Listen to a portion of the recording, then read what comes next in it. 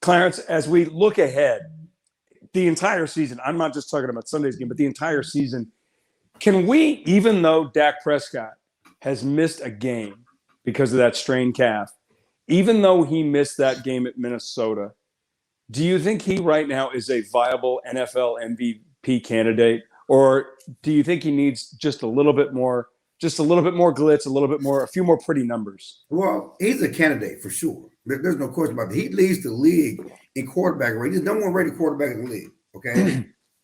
He's number 2 in completion percentage. Yep.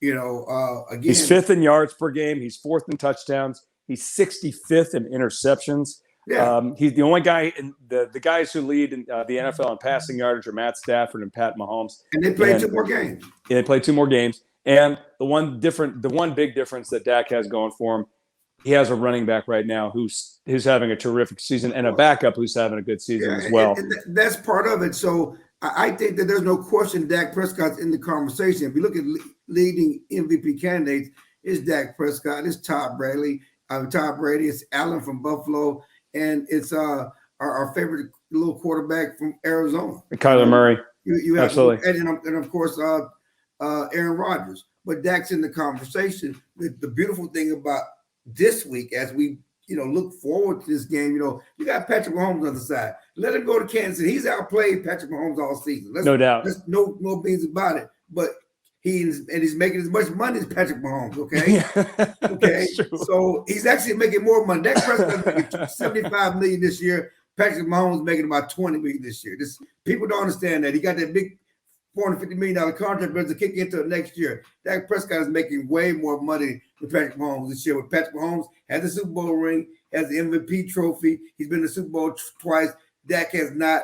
Dak has a chance to put himself firmly in front by going to Kansas City and beating Patrick Mahomes this weekend. Clarence, as we looked at that game against Atlanta, certainly Dak's performance was noteworthy because he was so good in only 3 quarters. He threw almost for 300 yards in 3 quarters with a couple of touchdown passes and a touchdown run. But it was a touchdown run that even Jerry Jones made a comment about, which is, I'm not sure that's the kind of touchdown run you want to see from your potential NFL MVP quarterback making, where on a 4th down, he takes on an Atlanta defender at the 1 or the goal line and overpowers him into the end zone. Now, Dak has gone back forth on this. At first it was, hey, man, I'm going to play the way I'm going to play. And then a few weeks ago, it was, well, I've got to, I'm going to be a little bit smarter about it. In that situation, does he just need to dive? Well, I mean, I think that you're just talking to the Cowboys. He was going to throw a touchdown pass to Jeremy Sprinkle. They held him, and they said there should have been a flag on them for the touchdown pass. Sprinkle wasn't open. As a quarterback, as a competitor, what do you do in that situation? You don't think about dive. You don't think about going down. You got to do what you got to do, but that was not the intent. But Dak said he has been smart. When he's out in the open field, he's not trying to fight for extra yards, but around the goal line, close to first downs, he's going to be a football player. And that's his natural instinct, and you can't get mad at him from that because that's who he is. That's what made him who he is.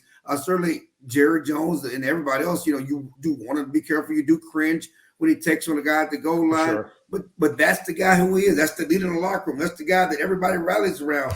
That's part of his DNA. You can't take that out of his DNA and not have the same guy. No, and of all the developments that happened on Sunday against the Falcons, there's a few other things that I thought that occurred that, deserve mention. And certainly that was the play of Terrence Steele at left tackle.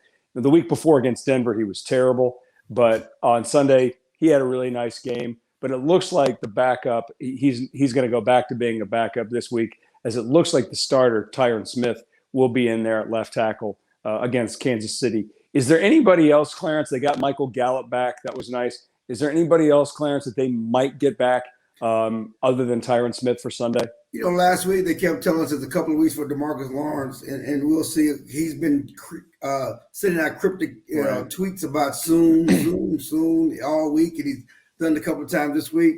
I think that they may let him come back to practice, start his 3-week practice window. I don't see him playing this week or next week. I see him coming back either for the Saints game on December 2nd or after the Saints game when they have a 10-day layoff before they get ready for the final stretch of the season.